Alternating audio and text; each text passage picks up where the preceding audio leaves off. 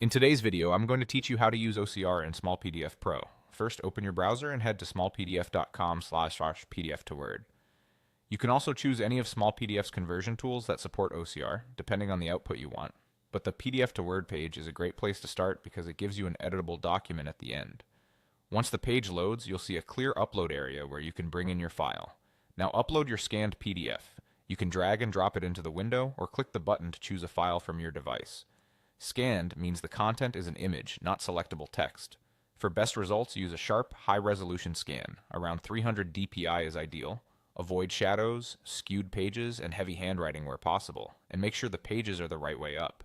If your document has multiple pages, that's perfectly fine. Smallpdf will handle them together. Once your file is uploaded, select the option that says Convert with OCR. OCR stands for Optical Character Recognition. It examines the shapes of letters in your scanned pages and turns them into real, editable text that you can search, copy, and modify. In Smallpdf, this is a Pro feature, so you'll need access to Smallpdf Pro for the option to appear. If you don't see it, you might be in a tool or plan that doesn't include OCR. Before converting, choose the language of your document. This is more important than it might seem. Picking the correct language tells the OCR engine which characters, accents, and spelling patterns to expect, which can significantly improve accuracy. If your file uses more than one language, select the primary one that appears throughout.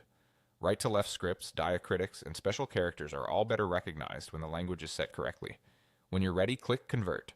Smallpdf will securely upload the file, process each page, and run OCR.